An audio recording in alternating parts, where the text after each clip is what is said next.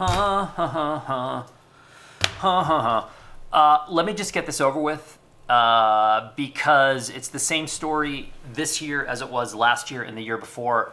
Yes, I do have heat in my house. It's October. Things are cooling off here in New Mexico. I like wearing a jacket inside. I don't turn my heat on until I absolutely have to, and then even when I do turn the heat on, I keep the house cool because I'd much rather adapt to the cold than sit in here in a sweat lodge and then have to go outside and adapt. So for those of you offended by me wearing a jacket, I don't care, go away.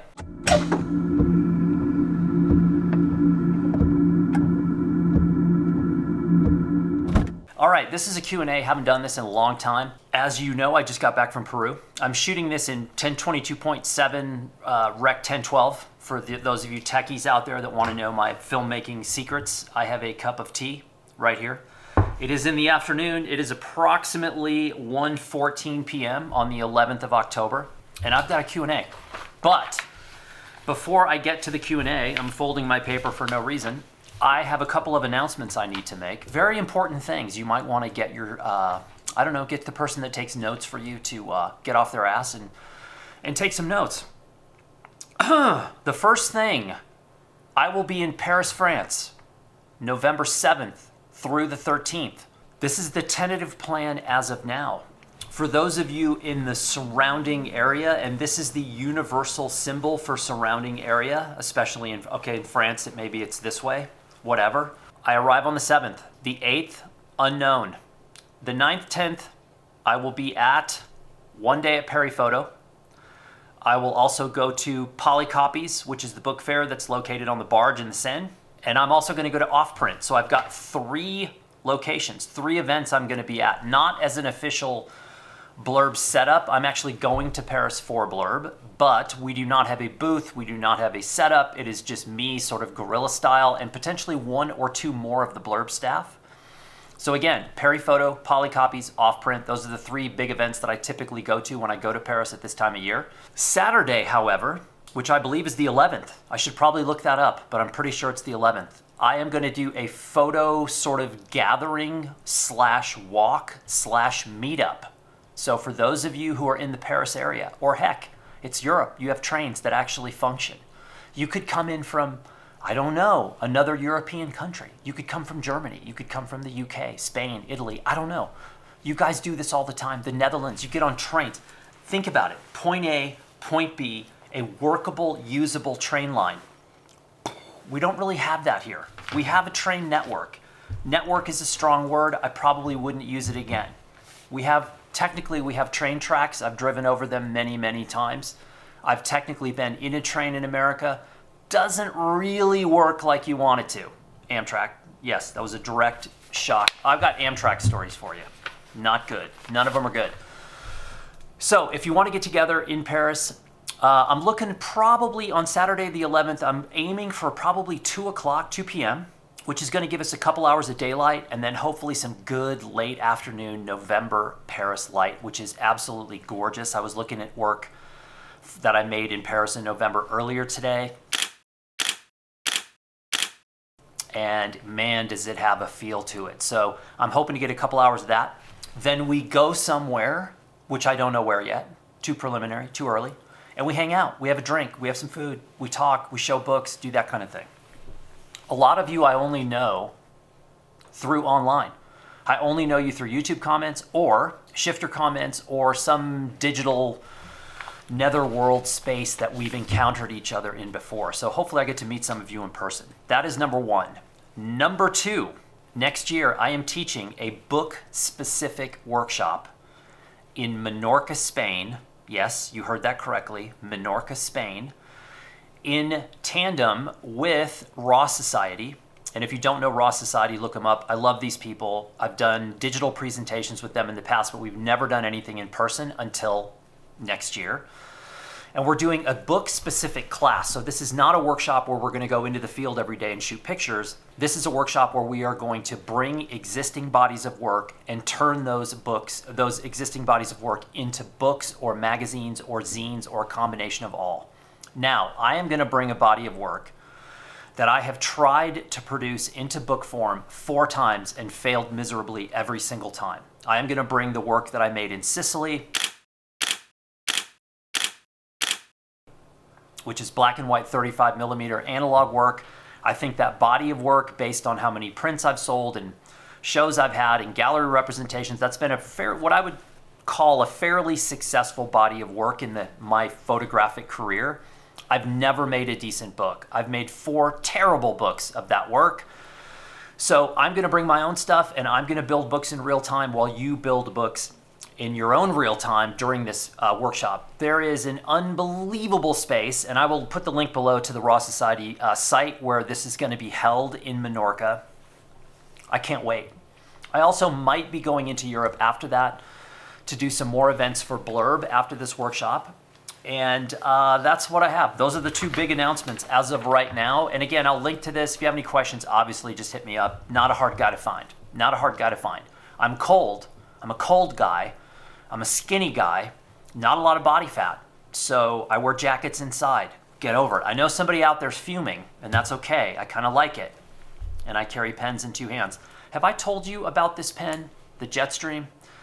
By the way, tomorrow, there may or may not be another pen arriving to my house. I may or may not have had a chance encounter with another pen while in Peru, another pen that made me reconsider my thoughts about pens. And I may or may not have ordered a kind of similar version of pen that may or may not arrive at my house tomorrow, and then I may or may not start using it. So there's that to deal with. Let me just also get this off the table before I jump into these questions. And I think the first couple of questions here are going to be good. There's going to be some people crying. There's going to be some people, I don't know, writing me love letters. That might happen. Royal Enfield Himalayan. Yes, I do now own a Royal Enfield Himalayan. Lots of questions about this motorcycle, about my setup, about my customizations, about my clothing, about all this stuff. Just know this. Yes, I am now the proud owner of a Royal Enfield Himalayan in pine green with black aluminum panniers on the back. It is a gorgeous motorcycle. It is a blast to ride. It is very different from the TW200, but this is a marathon for me. I have an entire channel of content planned for this motorcycle. I don't have it ready to go yet. It will be months before it is ready to go. And everything I do when it comes to motorcycles moves at the pace of molasses, because motorcycles are dangerous and you want to have the right things in place before you go and do dumb things on the motorcycle, which we all do. Meaning boots, gloves, jackets, helmets, protection on the bike itself. I just ordered GV engine guards for the front. I've got a couple of other things I need to add on to it. I've got boots on order, a new jacket on order. You have to be prepared to go into battle on these things, and I am currently not, because I've been gone. I haven't been here, and I'm getting ready to leave again and again and again and again. So my life is a pretty complicated mess, as many of you know. So if you're waiting for me to talk a lot and post a lot about the Royal Enfield Himalayan, it's going to be a while. So just chill out, man. Just take a tranquilizer, for Christ's sake, and calm down. All right, this first question I think is a really good one, and a whole bunch of people asked this question, a whole bunch. And all I have in terms of what I wrote down for the question is X100V. That's all I wrote down, because there were so many questions pinging in about me using this camera in Peru, which is kind of funny to me. Hang on. Oh, that's delicious. I think it's called Tea Guan Yin. It's an oolong tea, Chinese, loose, always buy loose tea. By the way, oh, it's right here. Product placement. Mate de coca. Coca tea from Peru. Love that stuff as well. Helps your body deal with elevation, just in case. Okay, here's the thing. As many of you know, I use Fujifilm cameras. I have an XH2 and XH2S. Those are the primary cameras. I've got 2 ancient XT2s that are really at the breaking point right now. They're both in a condition. I took one as a backup to Peru, but it's really, the base plate's falling off. The shutter button feels like it's kind of permanently stuck. These are cameras that are at the end of their lifespan.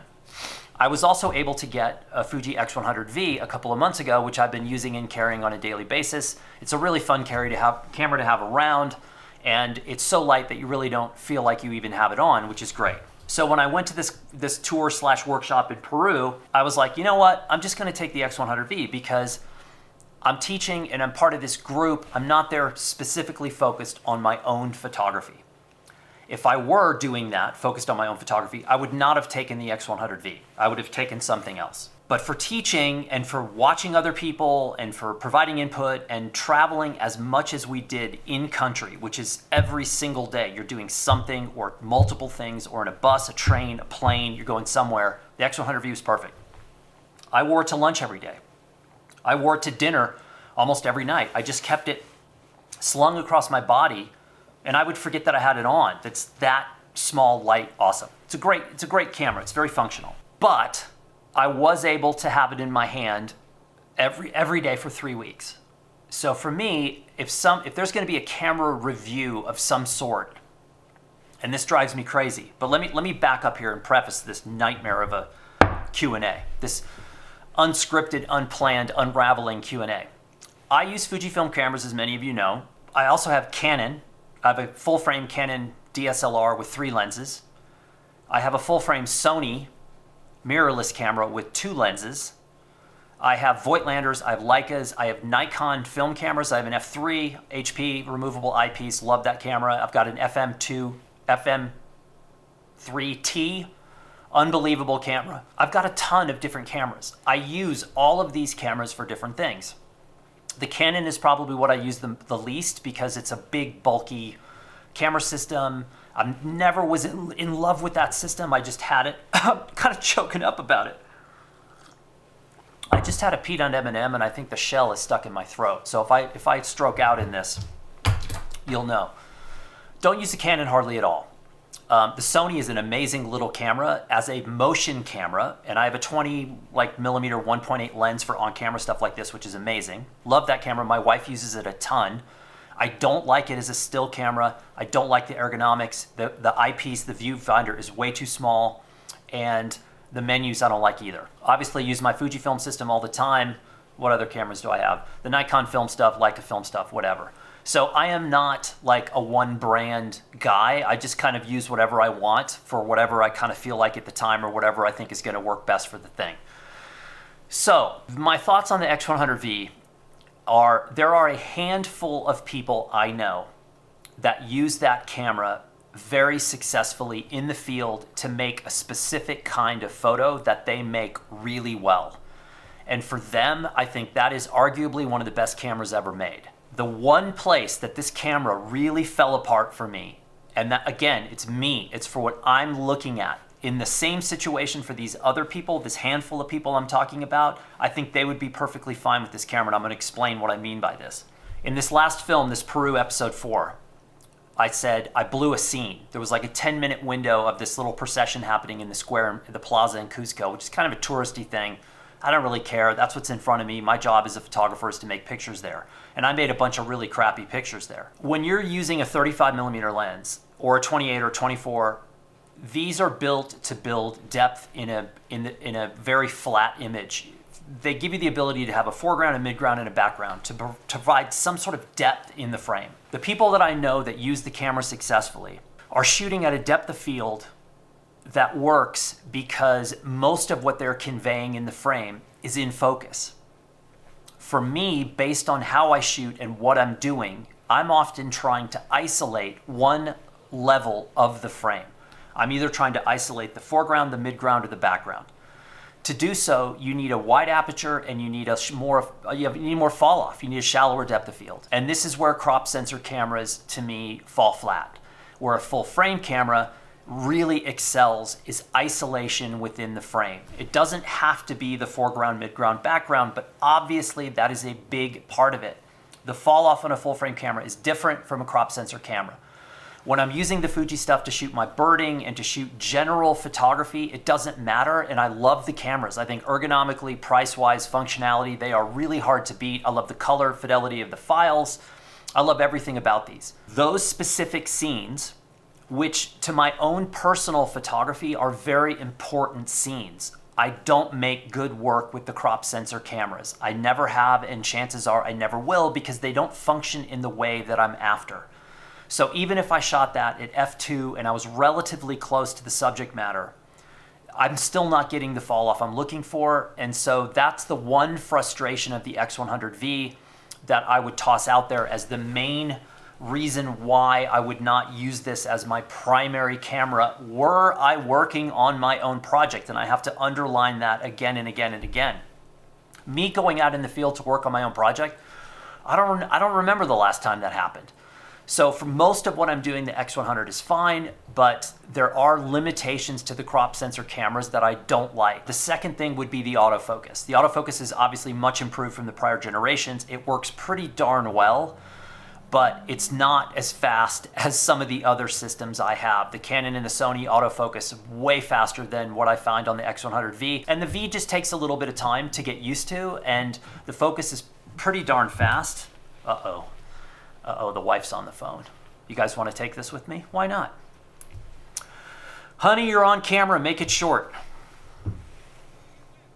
I'm with the entire YouTube audience, and you're not here, and you can't be part of it.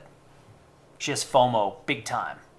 Yeah, you're not here. You're missing out. Everyone's here except you. Thanks. That was critical information that could only be conveyed on a phone call.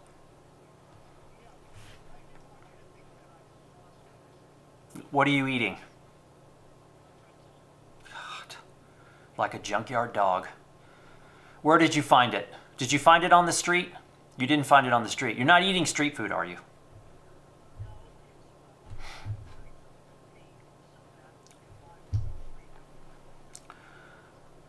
Are you driving and talking on the phone? Didn't I ask you not to? Oh, you're at a red light. Nice. You had that planned. You had that scripted, didn't you? Are you speeding?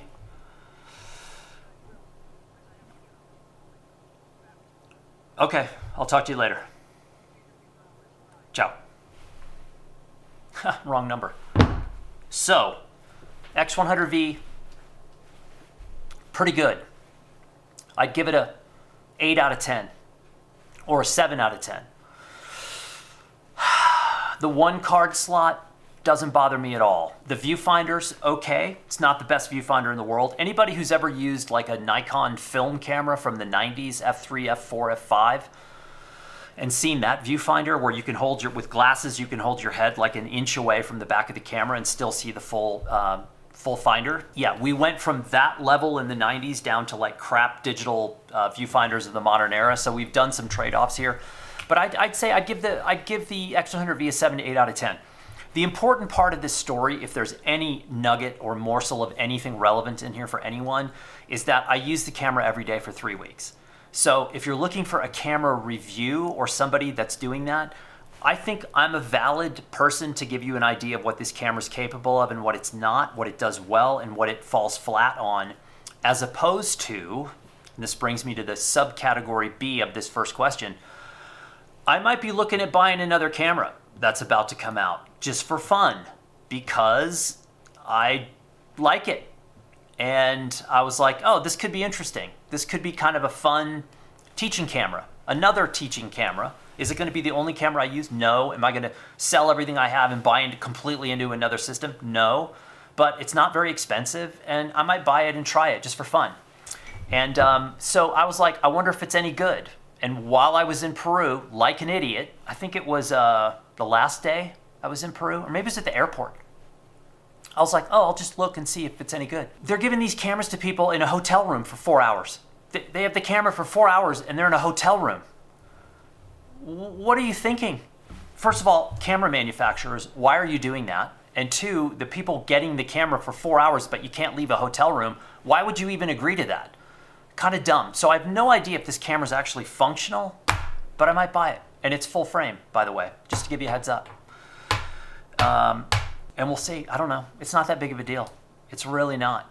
It could be fun. I might get it, use it for a while, not like it, and put it in a drawer. I never seem to sell anything. I buy cameras and I keep them, and even if I don't use them, I keep them and don't sell them. So I don't really know why. Because every time I open the closet in my office, I just feel this sense of complete abject failure. Like, what are you doing with all this stuff? You just bonfire it or something. Okay. That was actually question one, even though there may not have been anything asked in particular. Number two, how do you get up and about when it's overcast, cold, windy, and raining for weeks? Let me rephrase that or repeat that. How do you get up and about when it's overcast, cold, windy, and raining for weeks? Seeing as I live in a place with about 300 days of sunshine a year, I don't often find myself in that situation. However, I have visited places like Seattle and London and plenty of other gloomy, doomy, rainy environments, which me personally, I absolutely love.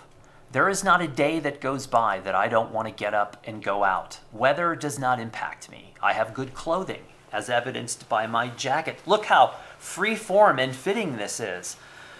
I have good clothing, and I don't really care what the powers that be deal me on a daily basis. You deal me a 5-card stud hand, and I'm going to bluff you to death. So I don't care. I don't care if it's sunny, cloudy, overcast, hot, cold, windy. If I have a chance to get out in the world, whether it's riding my bike, going for a hike, riding a motorcycle, making pictures, teaching a class, traveling, I don't care. And I think maybe the one thing that I could help you with in this particular question is you have to, let's take a phrase from our friends in the military. Our friends in the military can teach us many things. And one of the things that our friends in the military can teach us is a phrase called embrace the suck. So if it sucks and it's cold and cloudy and miserable, embrace it.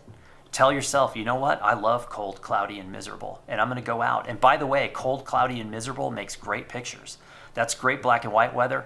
That's great beginning and end of day, really moody, dark, stormy sunsets, short days, heighten the sense of appreciation for what you have. And I think it's just about mindset. It's about control your breathing, control your mind, and make the best of it. I mean, what are you going to do? Stay inside? You going to pout? You going to watch TV? No. You going to go on Instagram? If I catch you on Instagram, I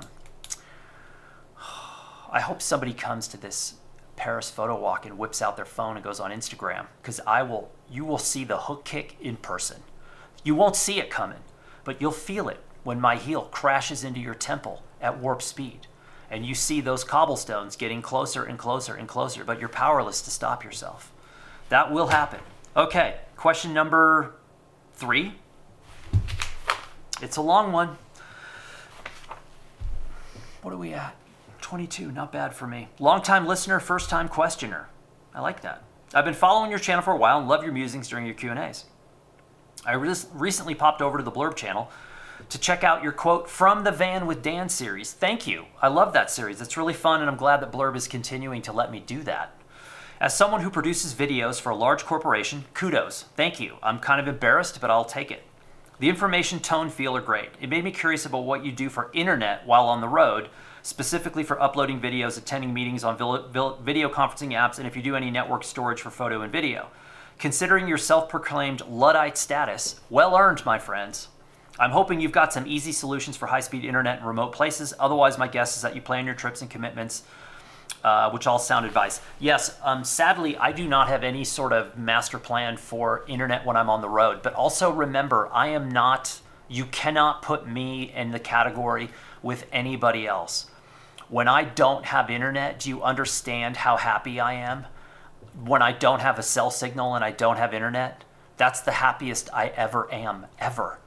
I don't want to be connected most of the time. I don't want to go to parties anymore. I don't want to be popular. I don't want to be famous. I don't want a huge following. None of that stuff. But more specifically to your point, I have T-Mobile on my cell phone. It works as a hotspot remarkably well. It's not something you're going to use to upload a major, YouTube film, although I have done that in the past. I also try to strategically plan every 3 to 4 days if I need to be somewhere where I've got to upload something, I've got to deliver.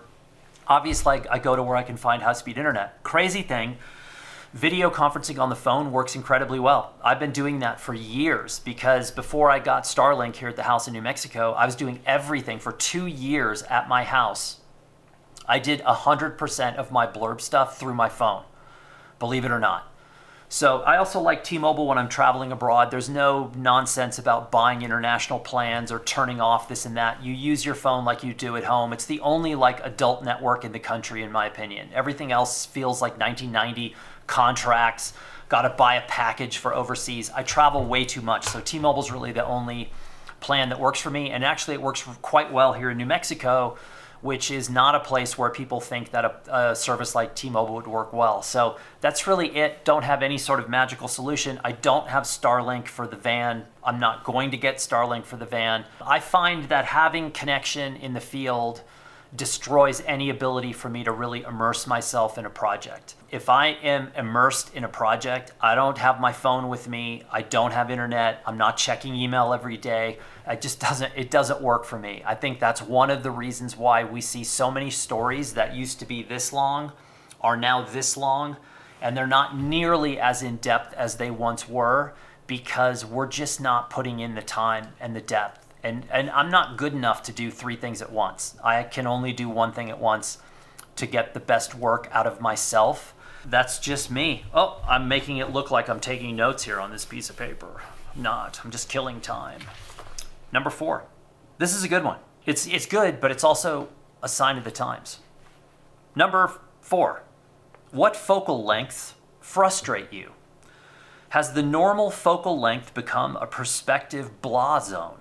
So many photos have been taken in the 35 to 70 range over history that the perspective for virtually every subject has gotten stale, which means that the subject action moment lighting has to work harder for the photo to stand out. No, not true at all. Not true at all. I think what you're referring to is good photography versus content. You're referring to content. 99% of what we see today in the photography world is content. It's not photography. It is not unique. It's not original. It's not different. It's content. It's been seen before, done before. It's expected.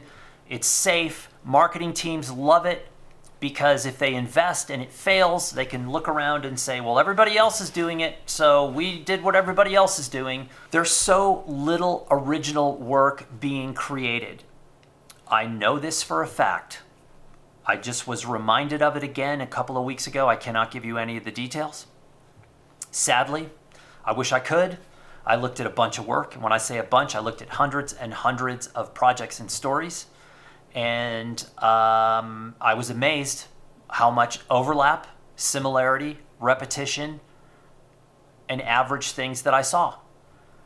However, inside this enormous nucleus of work were a couple of shooting stars, absolute shooting stars, just stuff that you went, wow, that's good, that's unique, that's original, that's what I'm looking for. That's maybe 5%, less than 5% of what you're going to see. So the fact 35 millimeter, 50, 70 overwork, no, it has nothing to do with that. It has everything to do with the fact that the people using those focal lengths, vast majority, untrained, unknowledgeable, doing what they've already seen done because they're trying to build a following. Building following is far more important than good photography. And for those of you out there who make a living with a camera, sorry to shine that light. It's absolutely true now. We have passed the point of no return. Building a following is more important to your business than the photography that you create. That's the sad truth of the matter. That's the social media era. That's the lack of originality, lack of original thought from the people doing the hiring. The equally as difficult of making great, unique photography is finding clients who understand it. There are so few clients left who give a shit, who can tell, who know, who have any knowledge of what we're talking about, what's good and what's not good. They're doing what they've seen done before. They're trying to be safe. They're looking for what's gone viral and they're trying to copy it, not knowing because something's already gone viral. Why would you want to do the same thing? They're doing it. Happens all the time. So if you're going to do this and you want to be a legend, you got to go on your own. You got to be willing to be outside the fence all the time. The second you go inside the fence, that long play for legendary status goes away. You will never get back. You will never get inside. You have to stay outside the fence. Outside the wire is the only way. It's uncomfortable, it's unsteady, it's dangerous, it's frustrating, and it's the only place you're ever going to find originality. So 35, 50, 70, put it in the hands of the right person, you're going to see magic. Put it in the hands of a content creator. I'd rather go to jury duty. So I'm tired of it. I'm sick of all the nonsense floating around, the photo crap, BS stuff that's out there. Okay. Sorry, I'm shy and have a hard time sharing my opinion. Let's do a couple more. This is a long one. This is even longer than the other one. First of all, thanks for the inspiring work. I found you via YouTube presence and I'm now going through your websites. Cool. I have a possible question for your Q&A. I've resumed film photography after a 15-year break, started using film again for all my personal work. I shoot digital for my documentation work as an archaeologist. Sounds cool. About 200,000 photos a year. Good God, man. A year mostly extremely boring photogrammetry stuff. Therefore, I spend so much time in front of the computer working with files, so I stopped scanning my film images since I just ended up spending so much time in Lightroom again. I get ya. Currently, for most of my images, I run a full analog workflow, develop, dry, contact, print. Finally, here's my question. Good God, I was wondering when you were going to get to it. How did you edit photos in your darkroom times? What did you do after the contact prints? Do you do small enlargements of all images like on the contact and then select again? I'm sorry for my extremely bad phrased question, but I hope you get the point of my question. How does you go on for the contact print with the images as well as the metadata such as field notes, locations, names of people in the images? Hope you find this question interesting enough to address so I can get some idea how to get further away from the Lightroom catalogs of the world. And best regards. I was going to say, this dude's a Euro. He's Euro. He's outside the wire. He's not in the US. He's from Germany. Frank. How you doing, Frankie? Thanks for taking time to ask the question. I think it's a good one. I don't necessarily have a magic bullet here, but you have to remember something. I started my photography career in the journalism world, and there was no time to make contact prints. So when you're shooting for newspapers and you're shooting film, and back when the early days when I was shooting black and white negative, you don't make contact sheets. No one's waiting around to make a contact sheet. You gotta edit from the negative, and that is a very specific skill. I thought my editing from the negative skill was pretty decent until 20 years later when I started to go back and look at some of the work I did from the negative with no contact sheets and realized how much I had missed on some of those stories. One story, in fact, I found an entire second story buried in the original set of negatives. So it kind of humbled me in the sense of thinking I could edit from the negative as well as I did. So I probably missed quite a few things in my life. That's why I still have my entire archive. If it ever at some point in my life I'm so bored I have nothing else to do, maybe I go back and revisit some of that stuff, but not likely. I kind of feel like life is ahead of me, not behind me, so I probably will never do that. However, I would never have that kind of time today to process film, make a contact, use my grease pencil to make my selects, and then make small prints of all those. I just don't have time to do that. So one of the reasons I don't shoot film anymore is I don't have that kind of time to do film in the first place, and logistically film does not work for me. It does not work for Blurb. It doesn't work for anything that I'm doing. So film is a real challenge for me at this point. I still love it, and I would love to shoot film at some point again, and I probably will. It's just not going to happen right now. So making contact sheets and editing from the contact, I think, should be plenty for you. I don't think there's any reason to make small prints of all of those. I think when you've edited down to the top 2 or 3 frames from a specific scene or story, making small prints is a great idea, especially if you're gonna make a book or a magazine or a zine, because being able to lay out those small prints is a very strategic, fun, great way of editing, and I think it's far superior than moving images around in the digital space. And most of the really good bookmakers I know use that technique. They do not edit their books on the computer, they edit from prints. And I've seen entire warehouses where the floors are lined with prints of books being put together. These are the best bookmakers in the world. I think consumers and posers love to do things online, but I think consumers and prosumers are posers most often when they don't print at all. To me, if you don't print, you are a poser because you've never put the screws to your work. It's so rare that I find someone who's never printed, who edits digitally to the level they need to make a book. So I think it's fun.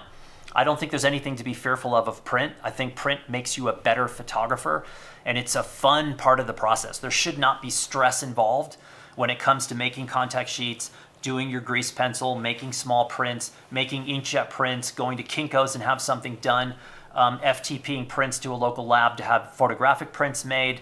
All of that stuff is fun. There should not be stress involved in that. You want stress? Pay your taxes. That's it. Okay, two more questions, then we're done. This is like a techie thing. Someone's asking me a techie thing, which I'm almost 100% guaranteed I will either have no answer or I will have some answer that is Luddite, all caps.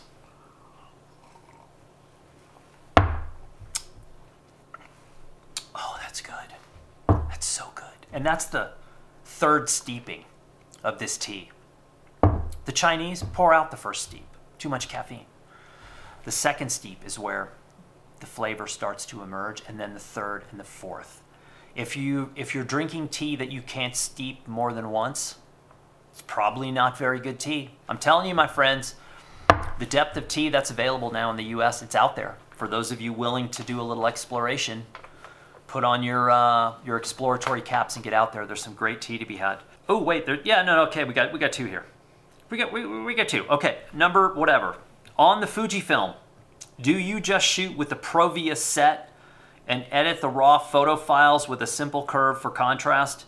Do you meter with spot or multi? I use the multi thing, whatever it is. It's on the dial on the right. There's like three things. I don't even know what they represent. I hardly ever use spot. I don't remember the last time I used a spot meter. It probably was during my newspaper era when I had to shoot 100 speed transparency on deadline. I think my Nikon F4 had a spot meter, but the F4 had the matrix meter, which was the best meter I've ever used in my life. It still is the best meter I've ever used in my life.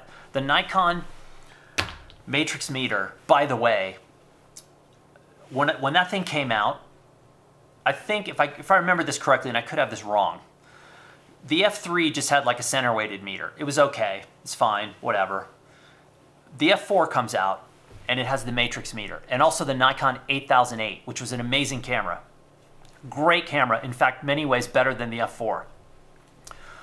I think it was my 8008 where I had a matrix meter for the first time. And I remember shooting a pro football game in direct sun in the desert in Arizona. It was like the Cardinals against the Redskins or something.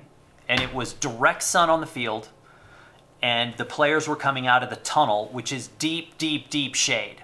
Normally, with a regular camera, you had to have 2 meter settings ready to go. You had to have the exposure for the tunnel, and then you had to flip everything to direct sunlight manually because there was just no way to do it. But the 8008 had the matrix meter, and I was like, you know what? I'm going aperture priority and just see what happens.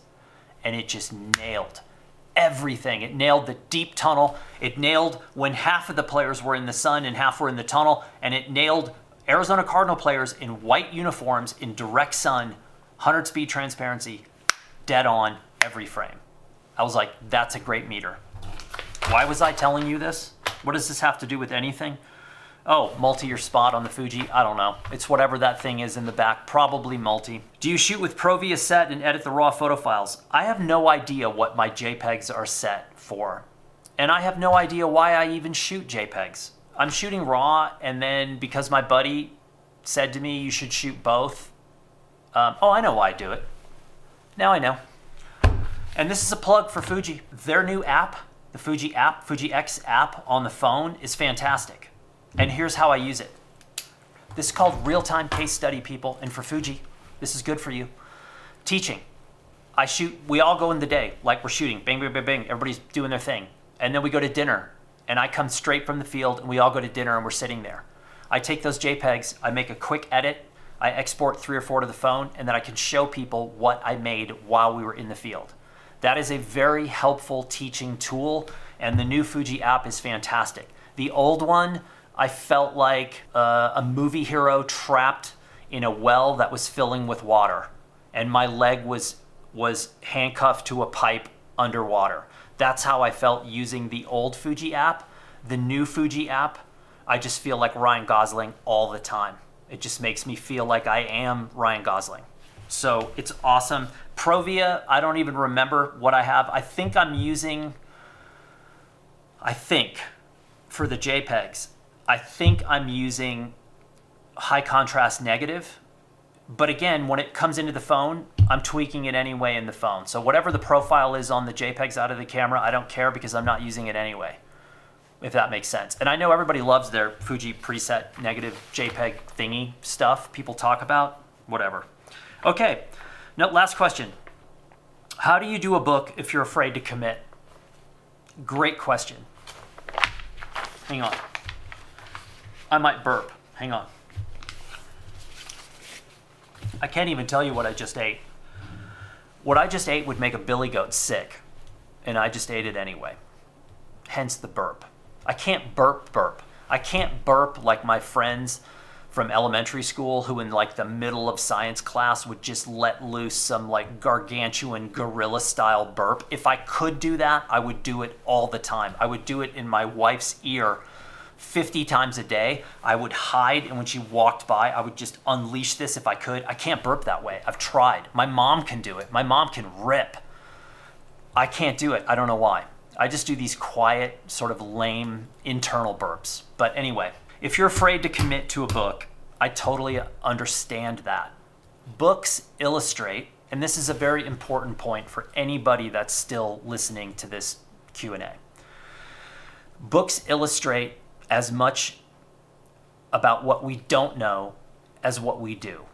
To make a successful photography book, and when I say successful, I mean polished. It's plenty fine, it's plenty okay to make a book that's not perfect, that's not polished. When you start bookmaking, that is the vast majority of books you're gonna make. There is no reason for you to believe, if you have never made a book before, that you are gonna somehow sit down at the computer the first time and emerge with a masterpiece. It does not happen. In fact, every photo book designer I know that's produced world-class photo books for traditional publishers, when you ask them after the fact, are they happy with the book they produced, the vast majority of time there are always things they will immediately reference and say, I wish I had done that differently. So do not put so much pressure on yourself that you have to perform. It's like someone handing you a camera the first time. You've never touched one in your life and you expect to go out and create great photography. It doesn't happen. Bookmaking is an art form, it's a skill, it's a language that has many, many dialects. Are you a good editor? Do you know how to sequence? Do you know page design? Do you know anything about typography? Can you choose materials? Do you know your price point? Do you have an audience and know what that audience is willing to pay? All of these things can be very intimidating, and for a lot of people, the vast majority of people, there are pieces of that equation that they can solve immediately, and there are pieces of that equation that they cannot figure out. That is why when someone does a professional level book, it is very, very rarely done entirely on their own. The last time I did a book with someone, a professional who did a professional style book, they hired an editor and a designer within 5 minutes of our meeting concluding because they knew, yes, I'm a world-class photographer, but I need help with the edit, the sequence, and I'm certainly not a book designer, and I need a professional to make this the best book I possibly can. So the first thing is to understand your limitations, take the pressure off yourself, start small, start inexpensively. Just make a zine, make a $5 zine and start experimenting. Even learning how to prep the images for publication is an art form. What style of paper? Are you using a coated paper or an uncoated paper? Is it toothy or it has no tooth? Do you like contrasty imagery? Do you want shadow detail? Is a little color shift a good thing? Do you want black and white? Do you want neutral? What all the geeky men out there who are rock and twig photographers who think that everything has to be perfectly neutral black and white, not knowing that the general public prefers warm tone images over neutral black and white images and always has. All of these things takes time to experiment. Testing, trying. I've made 288 publications with Blurb. 288. Tons of them are crap, absolute total crap that I would never show you because they suck. I was testing, experimenting, tinkering, but every single time I make something, I learned. That typeface is good, bad, too big, too small, wrong placement, wrong density, 2-column, not a 3-column. It goes on and on and on. It's like learning another language. So take your time, have fun. Most importantly, I'm out. I didn't even have coca tea. Buzzing like this. A lot going on, people. A lot. More than I can possibly share. But it's all good. It's all good, and yeah, I should end this sucker and, I don't know, go take a nap. I'm not going to take a nap. Not going to take a nap. Never, never. Take him to headquarters.